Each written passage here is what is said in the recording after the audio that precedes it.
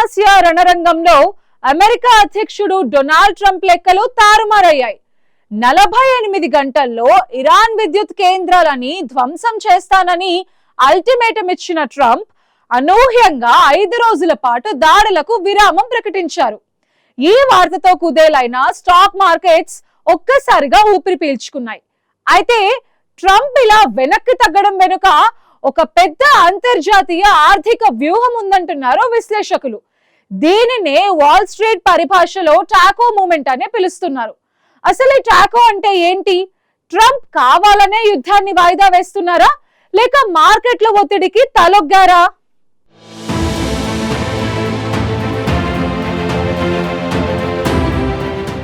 పశ్చిమాసియా యుద్ధ నేపథ్యంలో ప్రపంచ రాజకీయాలు, ఆర్థిక వ్యవస్థలు ఒకేసారి కుదేలవుతున్న వేళ అమెరికా అధ్యక్షుడు డొనాల్డ్ ట్రంప్ తీసుకున్న తాజా నిర్ణయం మరోసారి చర్చనీయాంశంగా మారింది.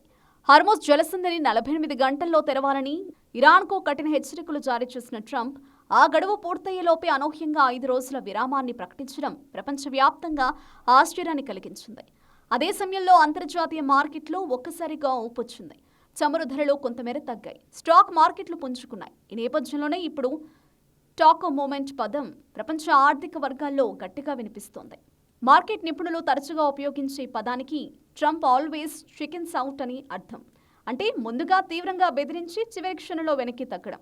ఇది కేవలం ఒక పదం కాదు, ట్రంప్ రాజకీయ, ఆర్థిక నిర్ణయాల శైలిని వివరించి ఒక ట్రెండ్గా మారిపోయింది.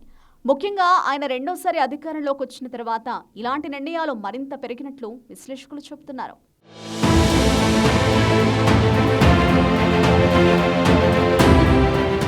ఇదే పద్ధతిని ట్రంప్ గతంలో టారిఫ్ల విషయంలో కూడా ఫాలో అయ్యారు. ప్రపంచ దేశాలపై భారీ సుంకాలు విధిస్తానని ప్రకటించిన ట్రంప్ ఒక్కసారిగా నిర్ణయాలను వాయిదా వేయడం లేదా సడలింపులు ఇవ్వడం చేశారు.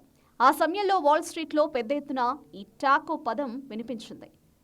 మార్కెట్లు కుదేలైనప్పుడు ట్రంప్ వెనక్కి తగ్గుతారని, అందుకే ఇది ఒక ప్రెడిక్టబుల్ ప్యాటర్న్గా మారిందని నిపుణులు అభిప్రాయపడ్డారు. ఇప్పుడు అదే పరిస్థితి పశ్చిమాసియాలో కనిపిస్తోంది. అమెరికా, ఇజ్రాయెల్ దళాలు ఇరాన్పై దాడులు ప్రారంభించడంతో హార్మోజ్ జలసంధిలో తీవ్ర ఉద్రిక్తతలు నెలకొన్నాయి. ప్రపంచ చమురు సరఫరాలో కీలకమైన ఈ మార్గం దెబ్బతినడంతో ముడి చమురు ధరలు ఒక్కసారిగా పెరిగిపోయాయి. యుద్ధానికి ముందు బ్యారెల్కు $70 ఉన్న ధర $100కు పైగా చేరింది. ఇది ప్రపంచ ఆర్థిక వ్యవస్థపై తీవ్ర ప్రభావం చూపింది. ద్రవ్యోల్బణ భయాలు పెరిగాయి. అనేక దేశాల్లో ఇంధన కొరత ఆందోళనలు తలెత్తాయి. ఈ ప్రభావం సాధారణ ప్రజల జీవితాలపై కూడా పడింది. ఎల్పీజీ సిలిండర్లను నిల్వ చేసుకోవడం, ఇంధన వినియోగాన్ని తగ్గించడానికి కొన్ని దేశాలు వారానికి 4 రోజుల పనిదినాలకు మారడం వంటి చర్యలు చేపట్టాయి. మరికొన్ని దేశాలు తమ వ్యూహాత్మక చమురు నిల్వలను బయటకు తీసి పరిస్థితిని నియంత్రించేందుకు ప్రయత్నించాయి. మొత్తం మీద ఒక ప్రాంతీయ యుద్ధం ప్రపంచవ్యాప్తంగా ఆర్థిక సంక్షోభానికి దారితీసే పరిస్థితి ఏర్పడింది.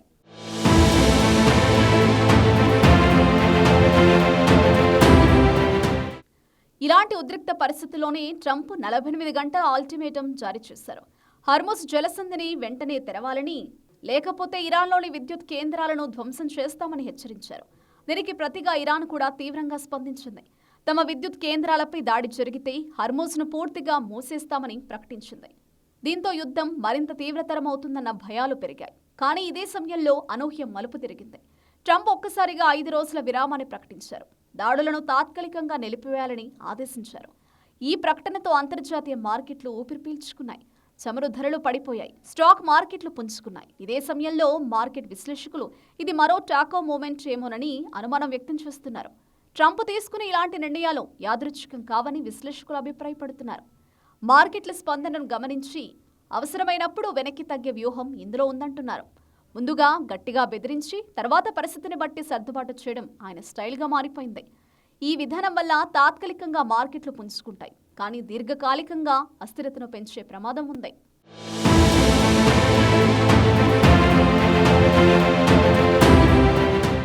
అయితే ఇప్పటి పరిస్థితుల్లో కూడా అదే సందేహం వ్యక్తమవుతోంది. ఈ 5 రోజుల విరామం నిజంగా శాంతి దిశగా అడుగా, లేక కేవలం మార్కెట్ ఒత్తిడిని తగ్గించేందుకు తీసుకున్న నిర్ణయమా అనే ప్రశ్నకు వైట్ హౌస్ నుంచి స్పష్టమైన సమాధానం లేదు. ట్రంప్ చర్చలు జరుగుతున్నాయని ప్రకటించగా ఇరాన్ అలాంటిదేమీ లేదని ఖండించింది. మరోవైపు హార్మోజ్ జలసంధిలో ఉద్రిక్తతలు అలాగే కొనసాగుతున్నాయి. ఇంధన మౌలిక సదుపాయాలు ఇప్పటికే దెబ్బతిన్నాయి. ఈ పరిస్థితిలో చమురు, గ్యాస్ ధరలు యుద్ధానికి ముందున్న స్థాయికి వెంటనే రావడం కష్టమని నిపుణులు చెబుతున్నారు. మార్కెట్లు తాత్కాలికంగా పుంజుకున్నా అసలు సమస్య ఇంకా పరిష్కారం అవ్వలేదని విశ్లేషకులు చెబుతున్నారు. టారిఫ్ల విషయంలో పనిచేసిన టాకో ట్రేడ్ యుద్ధ పరిస్థితుల్లో పనిచేస్తుందా లేదా అన్నది కీలకంగా మారింది. టారిఫ్లు అనేవి ఆర్థిక నిర్ణయాలని, వాటిని వెనక్కి తీసుకోవచ్చని, కానీ యుద్ధం మాత్రం అలా కాదని విశ్లేషకులు అభిప్రాయపడుతున్నారు. ఒకసారి యుద్ధం ప్రారంభమైతే దాని ప్రభావం రాజకీయం, సైనిక, ఆర్థిక రంగాలన్నింటిపైన ఉంటుంది. కాబట్టి ఇదే పద్ధతిని ఇక్కడ కూడా అన్వయించడం అంత సులభం కాదని విశ్లేషకులు హెచ్చరిస్తున్నారు.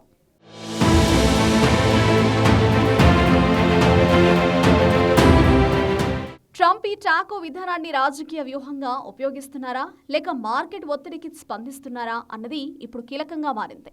ఒకవేళ ఇది పూర్తిగా మార్కెట్ ఆధారిత నిర్ణయం అయితే భవిష్యత్తులో కూడా ఇలాంటి పరిస్థితులు పునరావృతమయ్యే అవకాశం ఉంది. అదే సమయంలో ఇది వ్యూహాత్మకంగా తీసుకున్న అడుగైతే యుద్ధం మరింత పెద్ద మలుపు తిరిగే అవకాశం కూడా ఉంది. మొత్తానికి ట్రంప్ తీసుకున్న 5 రోజుల విరామం తాత్కాలిక ఉపశమనాన్ని ఇచ్చినా దీని వెనకున్న అసలు ఉద్దేశం ఇంకా స్పష్టంగా లేదు. టాకో మూమెంట్ మరోసారి నిజమైందా లేక ఇది పెద్ద వ్యూహానికి ముందు మాట అన్నది రాబోయే రోజుల్లో తేలాల్సి ఉంది. ఇప్పుడు పశ్చిమాసియా యుద్ధం కేవలం ప్రాంతీయ సమస్యగా కాకుండా ప్రపంచ ఆర్థిక వ్యవస్థను, రాజకీయ సమీకరణాలను ప్రభావితం చేసే గ్లోబల్ సంక్షోభంగా మారుతోంది. మరి 5 రోజుల్లో ట్రంప్ ఎలాంటి నిర్ణయం తీసుకుంటారు? అమెరికాతో ఇరాన్ చర్చలకు అంగీకరిస్తుందా అనేది వేచి చూడాలి.